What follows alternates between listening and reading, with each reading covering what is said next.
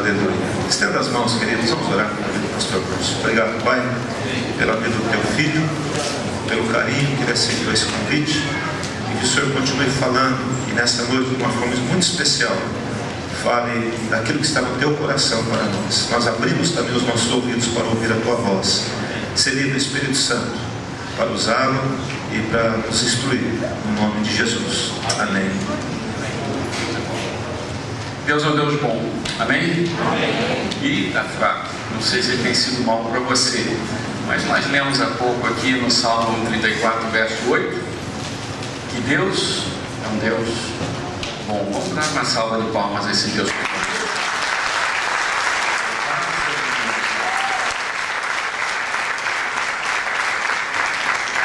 Há muitos anos, e eu repito isso algumas vezes, quase sempre nos lugares onde eu tenho o privilégio de servir a Deus pregando. Há muitos anos eu ouvi um pastor dizer isso: Deus é bom. Hoje ele está lá, agora na eternidade, compartilhando da bondade eterna de Deus pela vida dele. Ele foi um dos homens que abençoou a minha família, que me discipulou para o ministério junto com minha esposa e mais um grupo de uns 25 casais. Todos agora servindo a Deus no ministério, em igrejas ao redor do Brasil e do mundo. E enquanto nós estávamos aqui ouvindo os nossos irmãos nos abençoando, né? Eu ainda não guardei o nome daquele irmão que fica aqui do lado esquerdo, viu? Mas enquanto ele estava cantando, eu estava intercedendo pela vida dele, eu pensei nas palavras do Salmo de número 128 e gostaria de dizer para ele, quem sabe, uma das muitas coisas que Deus vai profetizar ao nosso coração e às nossas vidas nesta noite, que Deus vai abençoá-lo e ele vai ver os filhos dos filhos na sua própria geração. Nós só podemos viver um pedacinho da eternidade aqui, mas todos os homens começam a viver na eternidade quando nascem. Mas a escolha de Deus é que todos nós possamos viver uma eternidade com Ele, porque todos os homens nascem para viver uma eternidade afastada de Deus. Vou repetir isso. Todos os homens já nascem condenados. Quem aqui nasceu no Brasil, no território brasileiro? Quem nasceu no território brasileiro? Por que você é brasileiro? Ou nasceu de pais brasileiros mesmo lá fora. Então não adianta você um dia chegar lá aos seus 5 anos de idade, aos seus 11 anos de idade: não, eu não sou brasileiro. Não, que isso, eu não sou brasileiro. Você pode espernear, você pode reclamar, mas você é brasileiro porque você herdou dos seus pais esse privilégio, não é verdade? É um privilégio ser brasileiro. Mas você herdou dos seus pais, mas não foi só isso que ele deixou para vocês, não. Ele também deixou para você uma natureza pecaminosa. Quando você nasceu espiritualmente morto. E a primeira vez que a morte entrou no mundo, os homens rapidamente se revoltaram e pensaram assim: bem, a morte entrou no mundo através de Adão e Eva, mas a primeira vez que os homens viram a morte, entenderam que estavam mortos, foi quando um irmão fez o quê? Matou o outro irmão. Então começaram a se multiplicar os homens e alguém teve uma ideia, dizendo assim: esse tal de Caim é ruim mesmo. Ele é ruim. Eu vou matar esse Caim porque ele matou o seu próprio irmão. Mas você sabe o que Deus fez? Eu não entendo isso, mas está escrito lá na Bíblia que Deus colocou uma marca em Caim, colocou um chip, né? E cada vez que alguém se aproximava de perto de Caim, aparecia lá no computador de Deus: vão tentar matar Caim. E Deus disse: não matem Caim. Peraí, eu não entendo a justiça de Deus. Eu não entendo a justiça de Deus. Se uma pessoa mata outra, qual é a reação natural? Vocês viram o que aconteceu com um jovem taxista, acho que um imigrante moçambicano, acho que isso aconteceu na África do Sul recentemente. que a polícia o pegou por algum tipo de delito, algemou ele no para-choque traseiro e foi arrastando ele vivo. E à medida que ele ia maltratando, o seu corpo ia sendo maltratado, a sua cabeça ia batendo naquele para-choque, e ele morreu por causa disso. O que você acha que os homens que fizeram isso merecem? Merecem uma marca dizendo que eles nada devem sofrer, que eles não devem ser condenados? Mas a marca que Deus colocou em Caim era para nos lembrar de algo que até o dia de hoje vale. Se você mata um culpado, você não faz com que ele se torne inocente.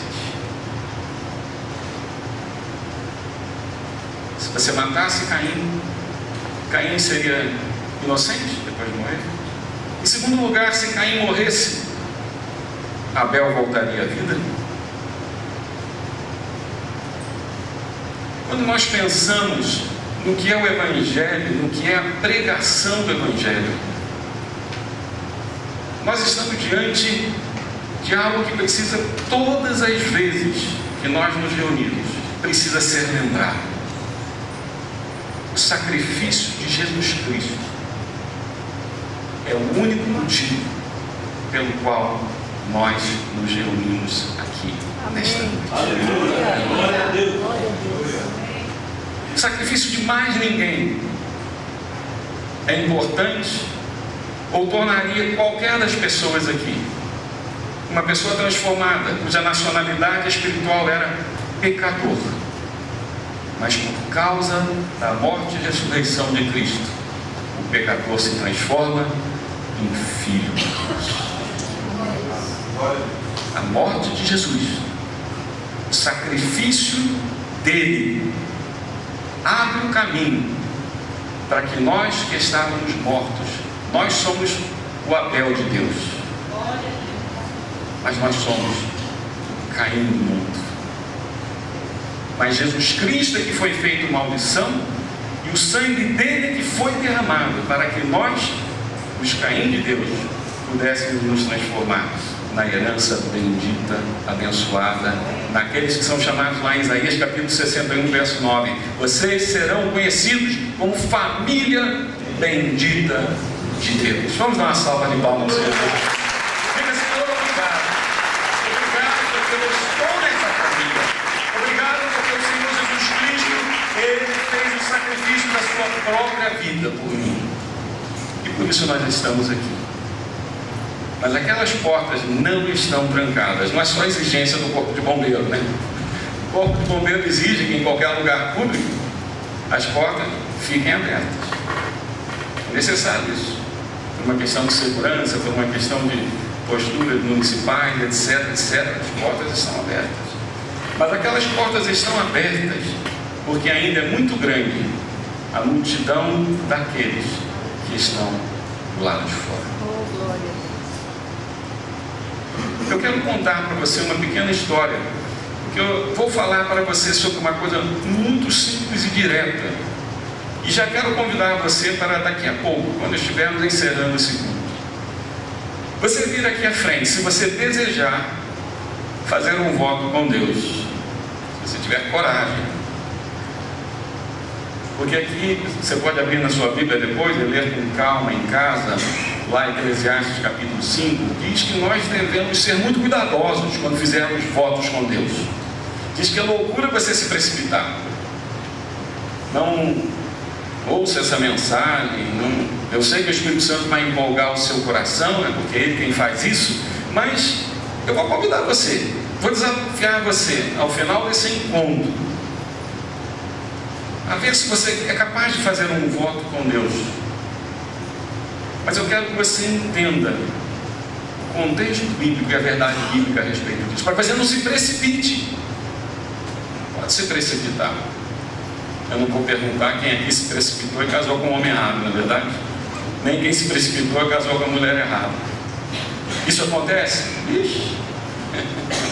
Se você pudesse filmar um gabinete pastoral, se você pudesse recolher as lágrimas das pessoas que dizem assim: ah, pastor, se eu soubesse. Ai, se eu escutasse o que mamãe dizia. Verdade.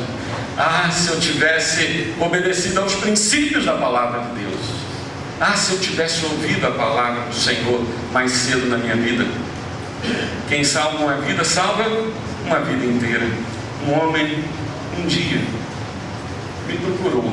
E essa história que eu quero contar para você. Esse homem era um grande empresário, renomado empresário no estado do Paraná. E ele me ensinou nessa história que eu vou lhe contar algo tão simples, que está na palavra de Deus. Ele não sabe o que ele me ensinou, mas foi algo que ele disse num determinado momento. Ele me procurou para dizer: pastor, eu estou próximo da falência. Eu disse: mas e o seu negócio? Não, o negócio, tem um negócio, não vou detalhar para você o negócio dele. Quando contamos um testemunho, não desejamos identificar nem constranger, falar nada sobre a vida de uma pessoa, mas ele tinha um negócio muito peculiar. Ele era dono de um grande cemitério. A demanda, né, garantida. Todo dia muitos nascem, todo dia muitos partem. E ele disse: por causa de alguns problemas com o sócio e algumas tomadas de decisão deles, eu estou sofrendo um processo trabalhista. E que se esse processo, que já está na penúltima instância, for, acontecer a condenação da empresa, os outros 300 funcionários anteriores a esse vão um por um entrar. Tem uma figura aí, litisconsorte, uma coisa, sei lá, um negócio aí. Meus pais eram advogados, mas minha mãe ainda está viva. Mas eu sei que se um entrasse lá e ganhasse, os outros iam de enxurrada atrás. E ele trouxe uma sentença exarada por um juiz, me procurou. Eu era assim como uma espécie de confidente dele, um homem muito mais velho do que eu. Era um jovem pastor, tinha acho que meus 26, 28 anos de idade, lá vai para lá de 30 anos isso. E ele disse: pastor, eu estou trazendo aqui porque eu fiquei muito angustiado. Quantas famílias, a empresa e tudo mais, mas eu tenho aqui agora um documento em que, na penúltima instância, um juiz disse: pague-se. Estava lá, uma sentença, não tinha o que fazer. E ele procurou a ajuda dos advogados e os advogados fizeram lá um apelo desses aí, sei lá, se você for advogado depois me ajude a entender o que fizeram. Ele tinha um último recurso, mas sabe aquele recurso que não tinha chance? Justiça trabalhista. Dificilmente ele. Mas esse homem entrou ali no gabinete, isso foi lá no Rio de Janeiro, e me disse algo que poucas pessoas sabiam, que eu sabia porque havia me dito, mas a maior angústia do coração dele é que ele praticava algo que a Bíblia nos ensina: que o que a mão direita faz, a mão esquerda não precisa saber. Eu conheci a vida desse homem. Ele havia passado por muitas situações difíceis, na vida pessoal, no casamento, era viúvo, uma vida transformada. Ele era um homem agraciado por Deus, porque havia sido liberto de muitos males. E ele aplicava quase todo o lucro desse seu negócio para abençoar missionários, quase 300 missionários do mundo inteiro, que partiam do Brasil para diversos países. A angústia dele é que ele disse: se eu perder o meu negócio, eu não terei como abençoar estas pessoas. Mas ele trouxe aquele papel e disse uma segunda frase. Isso ficou marcado e gravado na minha vida. Ele me ensinou um princípio tão claro que está na palavra de Deus, mas tão óbvio, às vezes passa despercebido. Sabe o que ele disse? Os homens podem me roubar, mas tudo que eu tenho é de Deus. E se é de Deus, ninguém pode tomar. Abra comigo a sua Bíblia no Salmo número 24. se nós tão somente sairmos daqui hoje, mudando a nossa mente a respeito do que nós somos e do que nós temos, e a quem nós pertencemos, nós vamos entender um milagre que aconteceu na vida desse irmão. Salmo de número 24 diz: ao Senhor pertence a terra e quase todos que nela se contêm, menos eu. O mundo e quase todos que nele habitam, menos eu. É isso que está na sua Bíblia? Ih, caramba, a minha está diferente então, né? Me ajuda aí, leia o que está na sua Bíblia para mim. Pode ler agora. Ao Senhor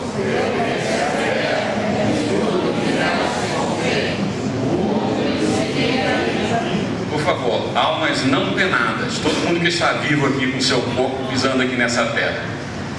Uma pessoa, levante a sua mão e diga o seu nome, qualquer uma aqui. Pode lá. Sirineu, você habita nessa terra? Você pertence a Deus. Uma segunda pessoa, diga. Gisela, você habita nessa terra? Você pertence a Deus. Agora vamos todos levantar as mãos e vamos dizer assim: eu pertenço a Deus. Olha, eu vou fazer uma coisa para você. Você pertence a Deus? Eu quero ver você dizer como Jó disse: Deus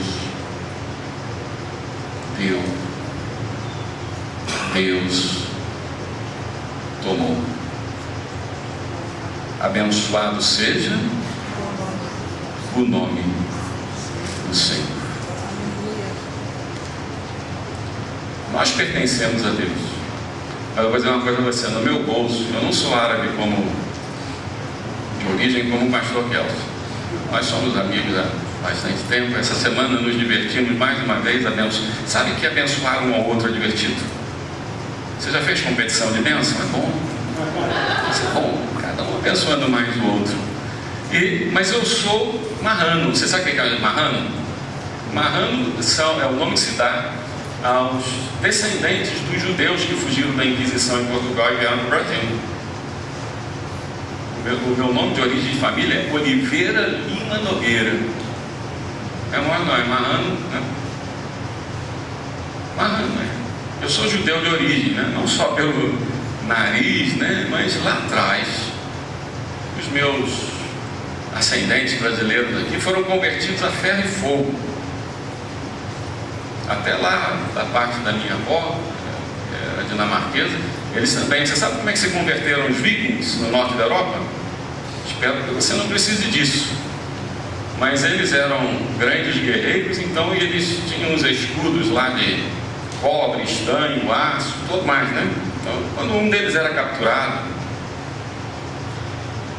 você pensa que é piada o que eu vou te dizer, mas você sabe que esse era o método de evangelização que se utilizava naquela época. Os pecados dos cristãos. Não? Eles pegavam aquele escudo do viking e colocavam em cima da barriga dele, ia colocando pedras aquecidas no fogo. Quando não dava mais para aguentar, ele aceitava Jesus. Foi assim com você? Foi, mas foram as brasas vivas do Espírito Santo dentro da sua mente, dentro do seu coração. Não precisou ser uma pedra incandescente dentro do escudo humano. Mas então lá, o meu bisavô que veio lá da Dinamarca para cá, ele veio, mas o tataravô dele acho que se converteu com umas pedrazinhas, né? Se virou luterano à força. Mas preste atenção, Deus não precisa, não quer o sacrifício de nenhuma pessoa. Sabe por quê? Não há o que você possa dar a Deus que não seja dele, nem a sua própria vida. Nada. E esse homem, ao dizer essa frase, olha, eu vou fazer algo. Esse homem que estava preocupado porque era ali da fonte de renda da sua empresa que ele tirava, ele vivia com menos de 10% do lucro, e ele dava tudo porque ele havia passado, ele havia chegado ao fundo do poço, como se diz, na vida dele. Ele era tão grato a Deus que do que ele recebia sobrava, e sobrava muitas vezes. Mas ele disse assim: o que eu tenho é de Deus. Se me for tirado, não será tirado de Deus. E por isso ele trouxe aquele documento, uma sentença da autoridade humana, dizendo que a partir daquela sentença ele perderia tudo. Ele disse: pastor, eu estou trazendo aqui e nós vamos orar, porque vamos dizer: Deus me deu, e se ele tomar, continua dele. Dali a uma semana ele me trouxe um outro documento. Eu não sabia que isso era possível. Ele me trouxe um outro documento e houve uma coisa, sei lá, uma coisa complicada, que houve uma inversão do ônus da prova. Eu sei lá que a pessoa que o estava acusando foi sentenciada a pagar, porque descobriram que havia uma profunda fraude naquele processo, envolvendo pessoas em diversos lugares. E ele trouxe o documento uma semana depois. Isto não existe na esfera humana. Um alvará dizendo: pague-se o seguinte valor, não sei que lá, não sei que lá, não sei que lá. E o que ele deveria pagar, ele recebeu. E eu não sabia. Ele me entregou esse alvará e disse: pastor, pode depositar no banco. Eu não sabia isso. Quem sabe disso? Quando um juiz exala uma sentença com valor. E eu não sabia disso. Mas pode ver? Eu falei: pode. Eu sou neto de mineiro. Mineiro é desconfiado. Neto de mineiro, então mais ainda. Eu falei: rapaz. Ele falou: pode depositar. Era por um trabalho de idosos que nós tínhamos lá no Rio de Janeiro. Ele falou: pode depositar. Eu fui lá, fiquei diante, cheguei para a moça no caixa e disse: sim, eu vou depositar isso aqui, posso depositar? Ela disse: pode. Depositamos lá na conta da igreja e você sabe o que aconteceu? Aquilo virou um crédito na conta bancária, porque aquilo era de Deus. Nós imaginamos que quando somos dizimistas, que quando ofertamos para a igreja, quando abençoamos um irmão, quando abençoamos um parente, quando abençoamos a nossa vida, nós estamos pegando o que é nosso e ficando nas nossas mãos. Não é isso.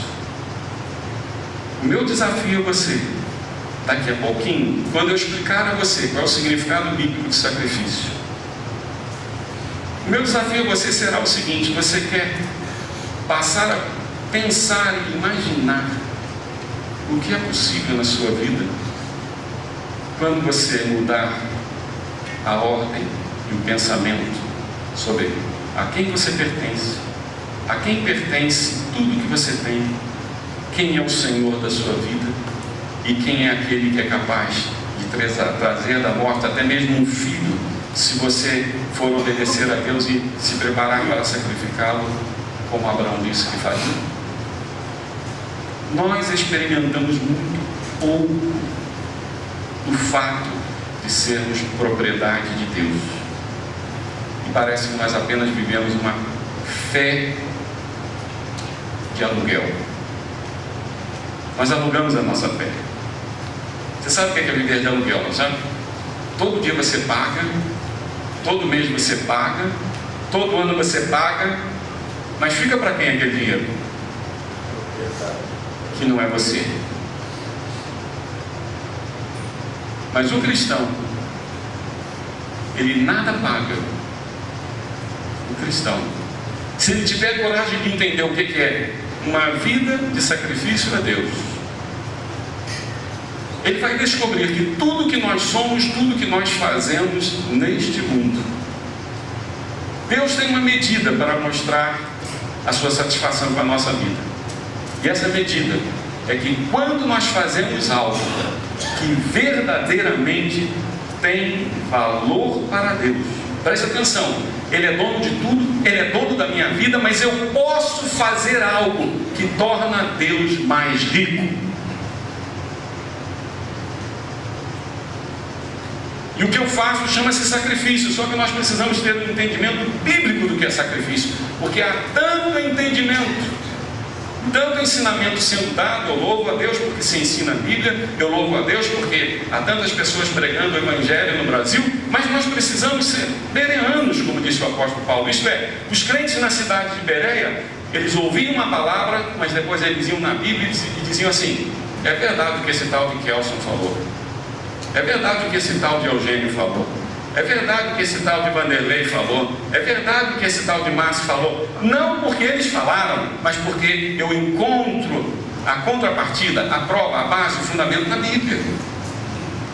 E o que a Bíblia diz a respeito de sacrifício é muito diferente, infelizmente, do que a maior parte de nós está ouvindo pelas opiniões e pelos ensinamentos, digo com tristeza, mesmo na igreja do Senhor Jesus Cristo. Mas se nós tivermos um entendimento bíblico do que é o sacrifício, nós vamos poder fazer algo para Deus, e Deus vai fazer uma festa.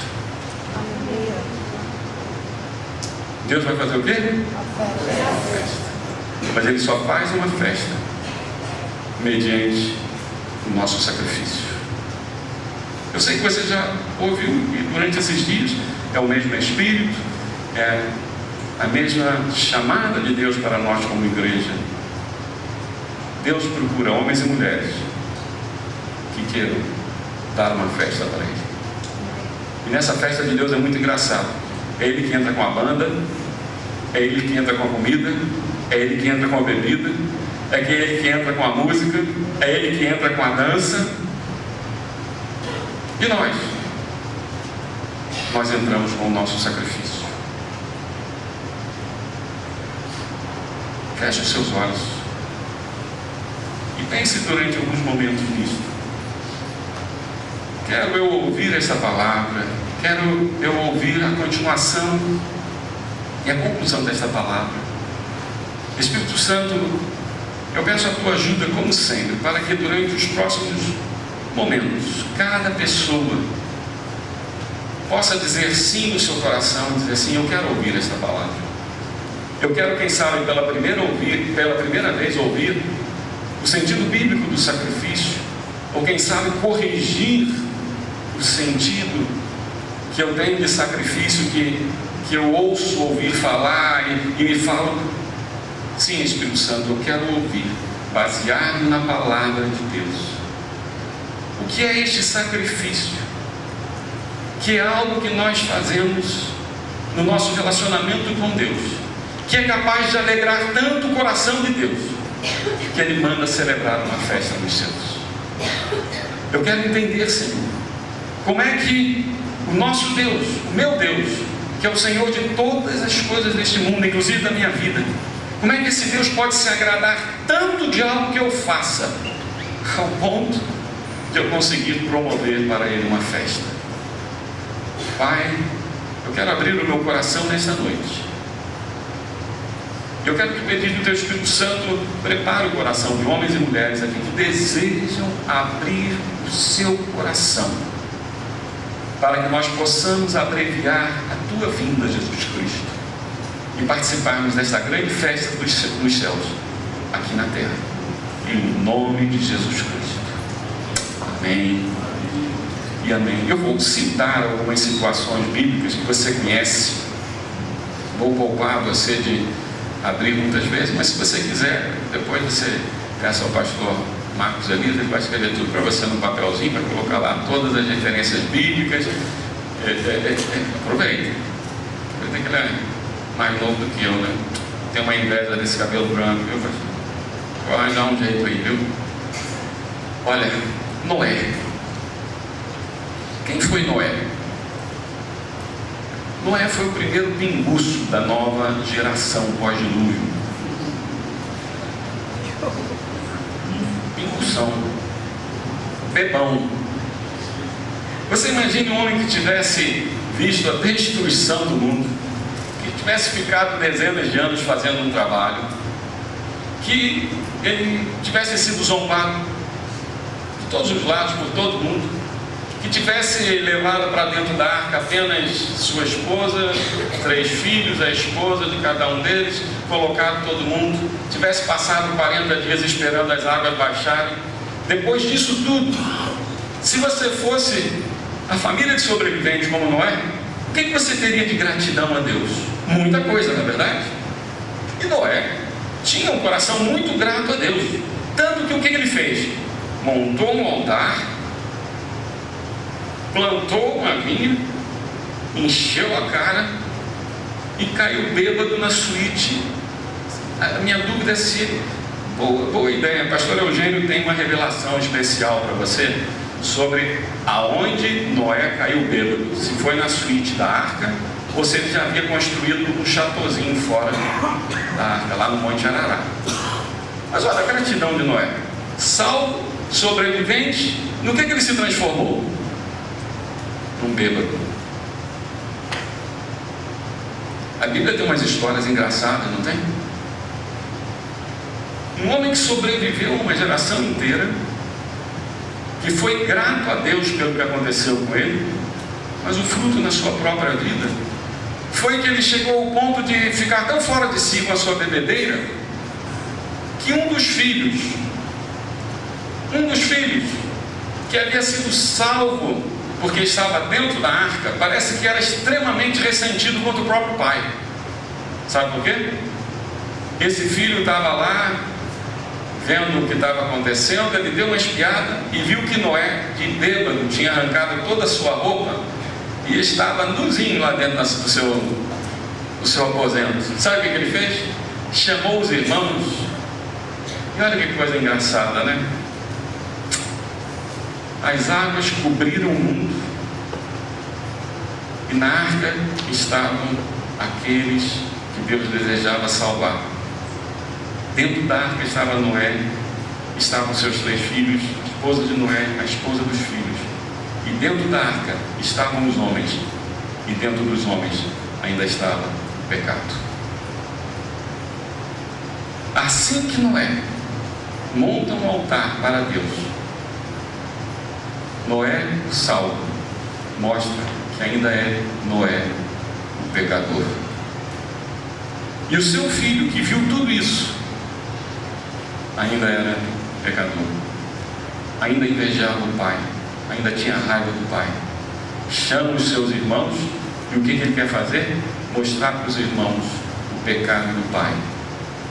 Mas um dos filhos de Noé faz um sacrifício. Um dos filhos de Noé faz um sacrifício. Ele pega a sua capa, não é isso? Coloca nos próprios olhos, se aproxima do pai e faz o quê? Joga a sua capa e cobre a nudez do pai. Você sabe por que isso foi um sacrifício para esse filho chamado Sem? Sabe por que isso foi um sacrifício? Isso foi um sacrifício porque a natureza humana, naturalmente, estou dizendo, agora vou ter que vestir de novo aqui. Você já pensou o seu privilégio? Olha só o meu privilégio. Eu vou vestir de novo. Olha só. Obrigado, viu? Sua pregação de paletó, né? Mas isso é minha herança presbiteriana, né? Meus avós eram pastores presbiterianos, só pregavam de paletó e gravata. Eu consegui abolir a gravata, o paletó ainda não consegui, né? Aí deixa eu voltar aqui, eu estava falando de um tal de Noé e estava falando de um tal de Sem, que para ele era um sacrifício, porque é da natureza humana. Quando nós temos uma oportunidadezinha, jacaré, deixa estar jacaré, porque um dia esta lagoa há de secar. Quem aqui já quis se vingar de alguém? Peraí, deixa eu levantar os 2 pés e um deles, você não quer se vingar de alguém? Claro, tem gente que merece, e o tal do Noé merecia, mas foi um sacrifício, porque Sem, ele entendia de sacrifício, e ele sabia que Deus não queria que Noé fosse sacrificado. Ele queria que Sem sacrificasse a sua vontade de matar o próprio Pai. Porque Jesus Cristo um dia disse aos seus discípulos: misericórdia quero e não sacrifício. Nós estamos começando a entender que desde o início, embora Deus tenha matado 2 animais, retirado a pele deles ensanguentada e colocada sobre o primeiro casal, Deus sabia que todo sacrifício teria que envolver sangue e morte. Mas Ele não matou Adão, não matou Eva. Ele pegou, rompeu aquela pele dos animais, rompeu pelo ventre, no hebraico, berit, cortou. E essa palavra berit é nos trazida até o dia de hoje para dizer que Deus fez uma aliança de que um dia o seu filho teria o seu ventre rompido e o seu sangue iria cobrir a nossa vida, assim como a capa de Sem cobriu o pecado de Noé. Você entende o que é o verdadeiro sacrifício que Deus quer de nós? É que nas nossas atitudes nós possamos fazer algo que produza um valor eterno. E a única coisa que você e eu fazemos que produz valor eterno é a salvação de uma vida. Mas eu quero prosseguir e falar com você sobre um outro homem chamado Jó. Apenas alguns exemplos bíblicos. Jó era um homem justo, sem grande explicação. E uma das coisas que fazia de Jó um homem exemplar é que ele era muito rico, ele era muito trabalhador, era um homem diligente. Se você quiser ter uma ideia de quem era Jó, pense assim: ele era provavelmente conterrâneo e talvez fosse um homem 100 ou 200 anos para frente ou 100 ou 200 anos para trás de Abraão. Ele viveu nesse tempo. Jó não viveu no tempo de Jesus. Jó é provavelmente um dos personagens mais antigos da Bíblia. E ele era um homem cuja riqueza era basicamente riqueza decorrente das ações comerciais que ele fazia. O que Jó tinha? Muitos filhos, muitos servos, muitos camelos, muitos cavalos, muitas tendas para guardar, muitos negócios em muitos lugares. Por isso, quando você lê o livro de Jó e aquelas desgraças começam a vir sobre a vida de Jó, diz que um homem vem, depois outro homem vem, depois outro homem vem, para nós compreendermos que pessoas vieram de lugares distantes para dizer: Jó, tudo que você tem está desmoronando, tudo que você tem está desaparecendo. E o último homem que vem diz para Jó: Jó, sabe esses filhos que você tem? Sabe esses filhos por quem você sacrifica no altar do Deus Altíssimo em favor deles? Eu vou fazer uma pausa e vou dizer para você o seguinte: a Bíblia não diz que Jó sacrificava para ter de Deus uma garantia sobre os seus bens materiais. Diz que ele sacrificava pelos bens eternos que ele tinha de Deus, que eram os seus filhos. Sacrificava pelos seus filhos. E um dia alguém chega e diz: Jó, os seus filhos morreram. E Jó disse: Deus deu, Deus tomou. Por que Jó podia dizer que a morte dos seus filhos era um ato de Deus? Porque quando ele sacrificava em favor dos filhos, ele dizia: Deus, esses filhos que eu tenho, eu não tenho, são os teus filhos que tu me deste. Ele podia devolver. Ele sabia que não foi o telhado que matou os seus filhos. Ele sabia que os seus filhos estavam voltando para Deus. Ele disse: Deus me deu, Deus tomou. Qual foi a resposta da mulher de Jó a esse espírito de sacrifício? Vou corrigir daqui a pouco qualquer entendimento errado. Quando Jó disse: ora, esses filhos foram Deus que me deu, E Deus agora está levando. Abençoado seja Deus. E a mulher disse: Jó, você é maluco, amaldiçoa teu Deus e morre. O que Jó disse para sua mulher? Você fala como uma louca, porque ela pensou que Jó estivesse agradecendo a Deus a morte dos seus filhos. Não! Jó estava dizendo uma coisa que este homem que eu contei no começo estava dizendo: eu não tenho como evitar nada na vida dos meus filhos, mas tem uma coisa que eu posso promover na vida dos meus filhos: eu posso abençoá-los. E louvado seja o nome do Senhor, porque um dia eles iam partir para a eternidade, mas porque eu sacrificava por eles e eles aceitavam esse sacrifício, eles hoje estão com o Senhor. Foi o diabo que os tomou e não a morte eterna. Foi isso que Jó disse? Não, foi Deus que o tomou. Mas saiba que se Jó não sacrificasse diariamente, entregasse os seus filhos, seus bens mais preciosos, ele poderia estar chorando e dizendo: a morte os levou e eles estão agora eternamente afastados de Deus. Você sabe qual era a gratidão de Jó? É que ele havia entendido que o papel dele era, apesar de toda a sua riqueza, de todo o seu dinheiro, de tudo que ele podia fazer pelos seus filhos,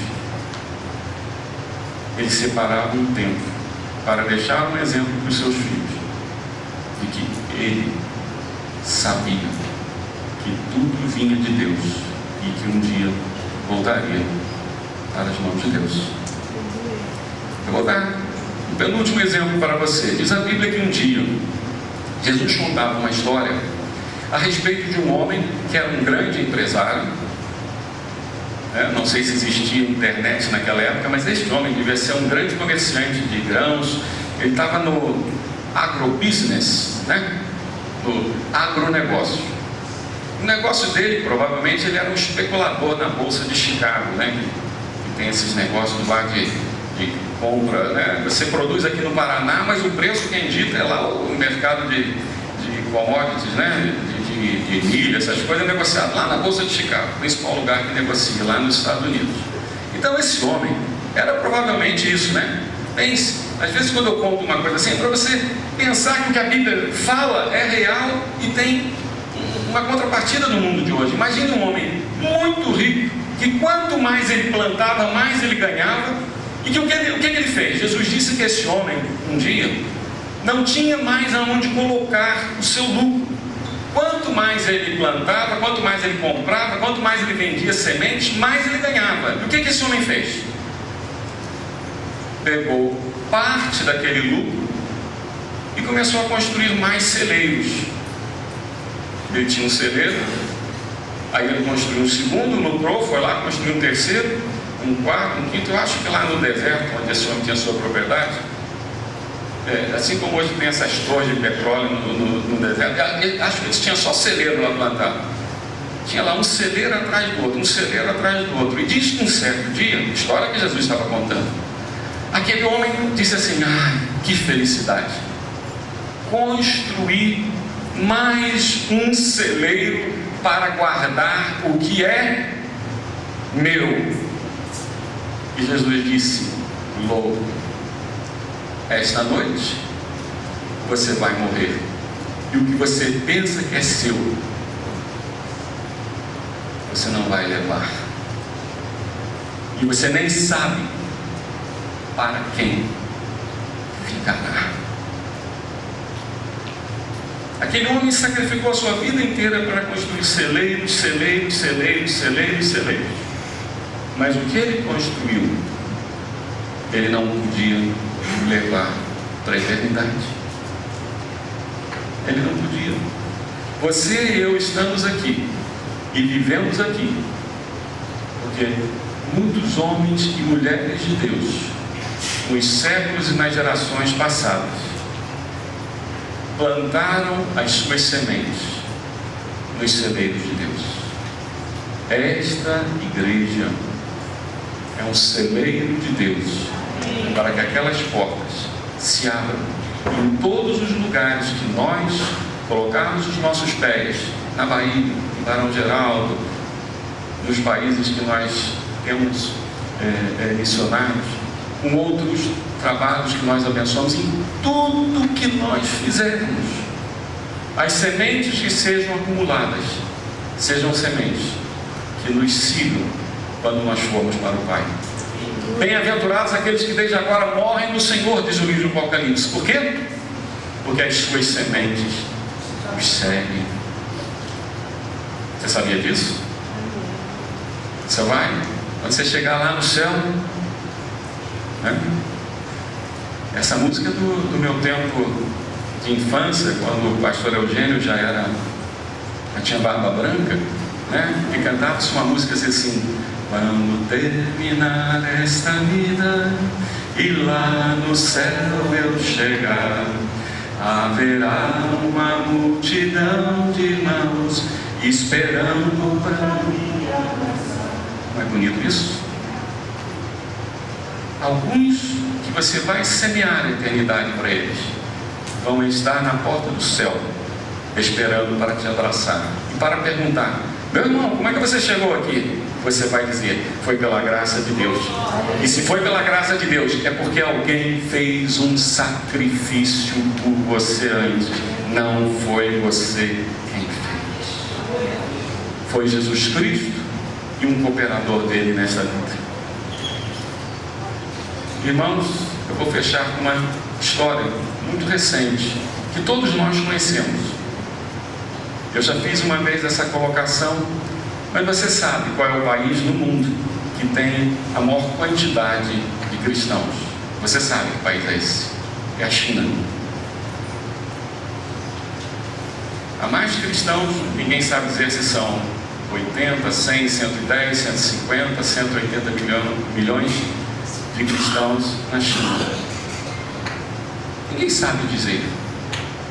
E até bem pouco tempo as pessoas especulavam sobre o que havia acontecido e como poderia haver um grupo tão grande de cristãos. Quando aconteceu o que se denomina na história humana a Revolução Cultural, a partir de 1949 até 1959, a segunda fase dessa revolução, chamada dita Revolução Cultural, o Mao Tse Tung lá na China, oficialmente todas as igrejas cristãs, todas as igrejas evangélicas foram banidas, todos os missionários expulsos. A história anterior, dos 100 anos anteriores, diz que lá no período, ouça um pouquinho e depois se aprofunde, procure conhecer a história dos homens, porque a história dos homens tem um Senhor. Quem é o Senhor da história dos homens? É Deus.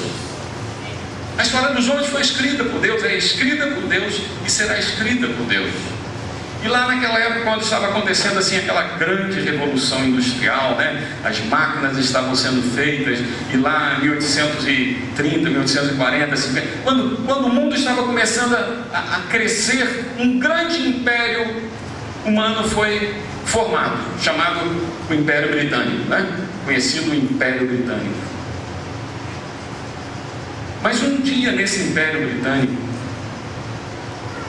um homem de Deus, que conhecia a pregação de John Wesley, a sua consciência foi tocada e ele disse: como é que é possível que esse grande Império Britânico possa ser um império que enriqueça e cresça baseado em duas coisas: primeiro, a força das armas, e segundo, a força da escravidão.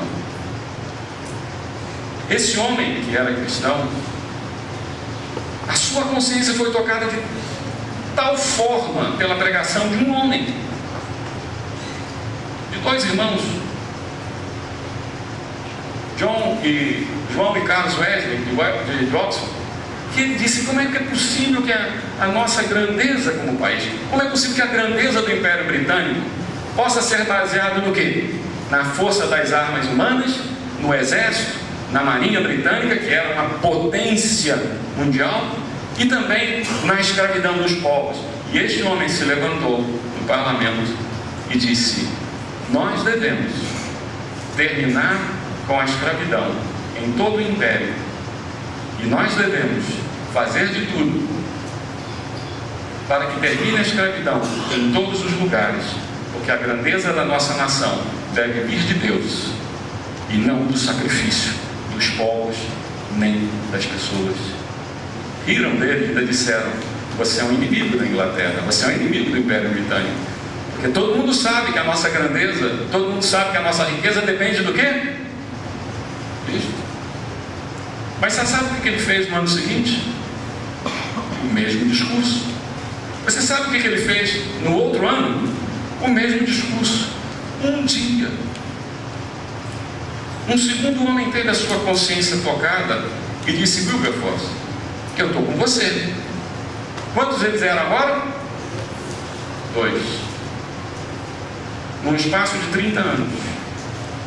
Ao longo deste único pensamento, este homem sacrificou o que ele poderia ser para ter um só pensamento.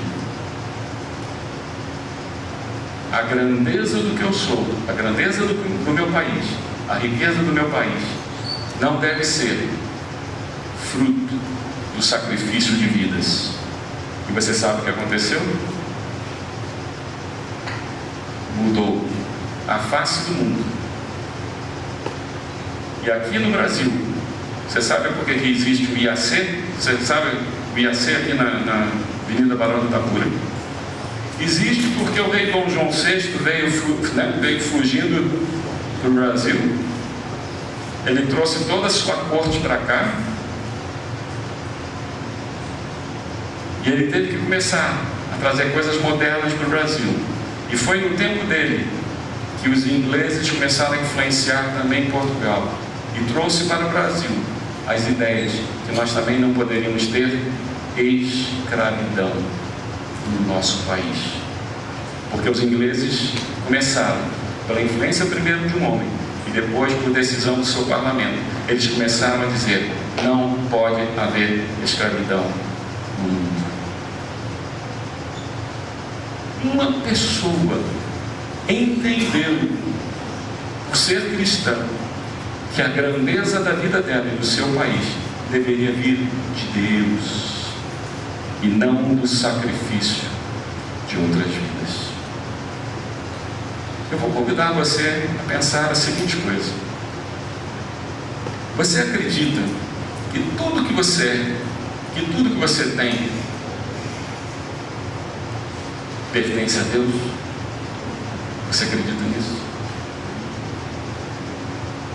Portanto, o ato de você entregar toda a sua vida e tudo que você tem nas mãos de Deus parece a você um sacrifício única e exclusivamente, se você achar que você é dono da sua própria vida e você é dono da terra que você pisa.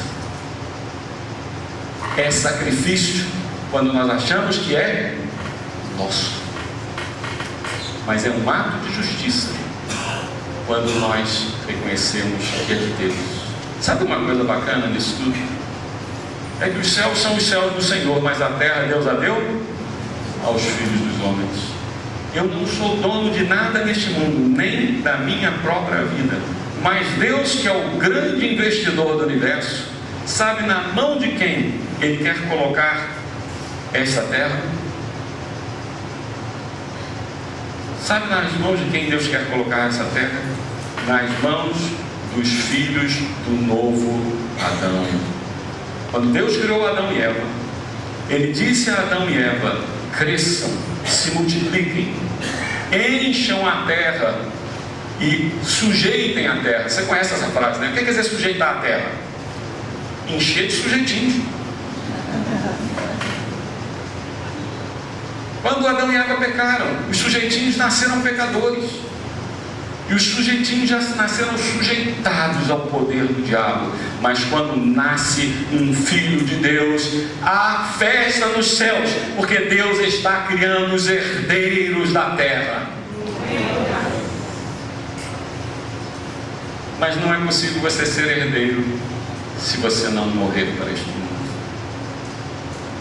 Não é possível fazer uma festa nos céus se você não entregar os seus filhos. Não é possível Deus preparar um banquete e chamar a orquestra dos anjos se você ainda acha que o seu tempo, seu dinheiro, suas energias, seus pensamentos, sua inteligência, sua capacidade, tudo pertence a você. Deus lhe deu para que você faça para Ele uma festa. Eu vou ler este versículo e em seguida quero orar com você. Aqui em Lucas capítulo 15, acho que recentemente foram pregadas algumas palavras sobre este texto de Lucas capítulo 15. Na parábola do filho pródigo.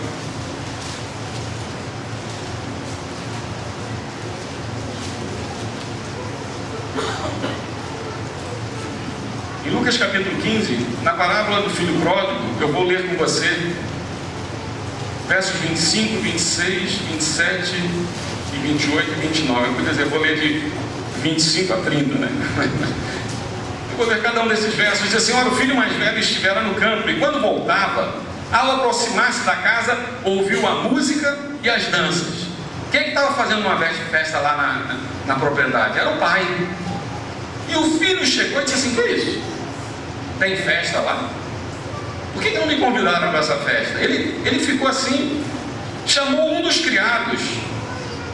Esse filho mais velho tinha algum problema, porque ele chamou um dos criados. Ele não teve coragem de ir direto na festa, não. Ele não se sentiu convidado. Chamou um dos criados e perguntou-lhe o que era aquilo. E ele informou: veio teu irmão. Ele pensou: o safado do meu irmão, que pegou o dinheiro, pegou a herança avançada, gastou tudo. Ele está aqui e tem uma festa para ele. Ele ficou irado. Olha o que diz. Ele se indignou porque o servo informou: veio teu irmão e teu pai mandou matar o novilho cevado, porque o recuperou com saúde. E o irmão mais velho se indignou e não queria entrar. Olha, eu vou te contar uma coisa. Se Deus está dando uma festa, você não quer entrar? Você já imaginou um negócio desse? O irmão mais novo estava perdido. Vem o servo e diz: olha, o teu irmão estava morto, ele está com saúde. O que deveria o irmão mais velho dizer? Aleluia! Ele deve pular, sair correndo e lá abraçar o irmão. Mas ele disse: eu não entro nessa festa. Ele achava que o pai deveria fazer alguma coisa para ele, porque olha o que ele logo vai se defender. Ele se indignou, não queria entrar. Saindo, porém, o pai procurava conciliá-lo. Deus vai atrás sempre de todos os seus filhos, mesmo dos que não querem entrar na festa. Se não fosse por isso, eu não estaria aqui hoje, na verdade. Deus não tem preferidos. Ele não quer uns e deseja que os outros fiquem de fora. Mas ele respondeu a seu pai: pai, há tantos anos que te sirvo sem jamais transgredir uma ordem tua, e nunca me deste um cabrito sequer para alegrar-me com os meus amigos. Vindo, porém, esse teu filho, ele não teve nem coragem de dizer esse meu irmão, não é verdade? É como lá em casa, né? Quando os filhos eram pequenos e eles eram quietinhos, eu dizia assim: ô Tânia, olha só como meus filhos são educados. Quando eles faziam alguma coisa errada, eu dizia: vê se cuida aí dos teus filhos. Aprenda, assim que se faz, viu? Transferir a culpa é sempre mais fácil, na verdade. O que é bom é nosso, mas o que é ruim é do outro. Não é o meu irmão. Pai, veja o que este teu filho, que desperdiçou os teus bens com meretrizes, tu mandaste. Pai, você está fazendo a coisa errada. Deus, você está gastando o seu tempo com pecadores. Sabe por que Deus faz uma festa nos céus?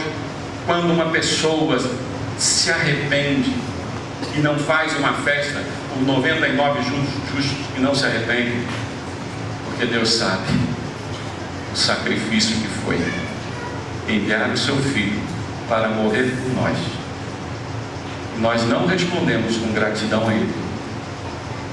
devolvendo a nossa vida a Ele, ou enchendo os celeiros de Deus com as sementes eternas. Pense nisso de uma maneira muito simples, porque o Pai ainda responde ao Filho. Esse filho estava morto. Você, meu filho, sempre estás comigo. Tudo o que é meu, olha, melhor você pegar uma tesourinha e recortar isso da sua vida, da sua Bíblia, porque o Pai está revelando uma verdade: a terra pertence a Deus. Se você é um filho de Deus,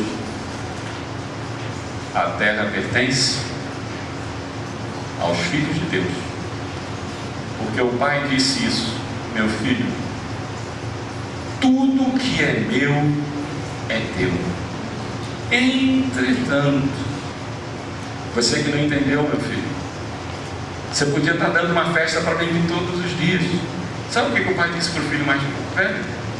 Você não entende, meu filho. Seu irmão foi embora para o mundo, você continua aqui querendo fazer uma festa para os seus amigos. Porque esse filho mais velho disse: pai, eu estou aqui há tanto tempo, você nunca me deu um cabritinho para fazer a minha festa para os meus amigos. O pai disse: por que, meu filho, por que você não fez uma festa para mim? Você poderia fazer uma festa para quem você quisesse, porque tudo que é meu é teu. Mas esse pai, ele tomou a iniciativa de fazer uma festa, porque ele disse: era preciso que nós nos regozijássemos e nos alegrássemos, porque esse teu irmão estava morto e reviveu, estava perdido e foi achado. O significado bíblico do sacrifício não é o que eu faço, não é o que eu ofereço. O significado bíblico do sacrifício é o que é produzido a partir do momento em que eu digo: Deus, eu quero que a minha vida produza frutos eternos para encher os teus celeiros. Para algumas pessoas isso pode ser o sacrifício de uma carreira, o sacrifício de um bem, o sacrifício das suas emoções, o sacrifício, mas sempre será o sacrifício da nossa vontade. E nós queremos agradar a nossa vida, ou queremos agradar ao Senhor Jesus Cristo. Eu quero fazer esse desafio a você. Não se precipite. Você diz assim: não, eu ouvi tantas histórias sobre esse sacrifício. Limpe a sua mente de sacrifício, algo que você faz para ganhar algo de Deus. Você não pode ganhar algo de Deus, porque Deus já deu tudo a você. E pode mais Deus dar a você se tudo que é dele já é teu. Esqueça, você não pode torcer o braço de Deus. Não faça um sacrifício para que Deus livre você e ajude você a ganhar uma causa na justiça. Não precisa. Sabe quem já fez esse sacrifício? Quem se tornou pobre para que nós pudéssemos ser ricos? No sentido que você desejar, foi Jesus Cristo. Ele se fez pobre. Então, o nosso sacrifício não determina quem somos nós diante de Deus. O nosso sacrifício vai determinar quem Deus será para nós. Aquele a quem nós vamos preparar uma grande festa, ou aquele a quem nós vamos reclamar que não está dando uma festa para nós. Sabe qual é o meu desafio a você? Eu sei na minha vida, você sabe na sua vida, o que você estaria disposto a dizer: Deus, eu sempre pensei que isso fosse meu. Sempre pensei que isso fosse meu. Mas agora eu entendo que tudo que eu tenho é como disse Davi lá no livro de Crônicas. Tudo que nós estamos dando para a construção do templo, disse Davi lá: o que eu te dou, recebi das tuas mãos. Tudo que damos a Deus, recebemos dele. Pense no seu tempo. Pense nas muitas coisas necessárias, nas grandes e pequenas, que podem ser feitas neste lugar, no lugar onde você mora, na sua vida, na sua família. O mundo ainda está por ver, disse um evangelista lá do século XVIII, o mundo ainda está por ver o que é possível um homem inteiramente entregue nas mãos de Deus fazer. O mundo ainda não viu o que é possível uma pessoa inteiramente entregue nas mãos de Deus fazer. Você já imaginou se um grupo de pessoas em aliança, em compromisso, se dedicarem,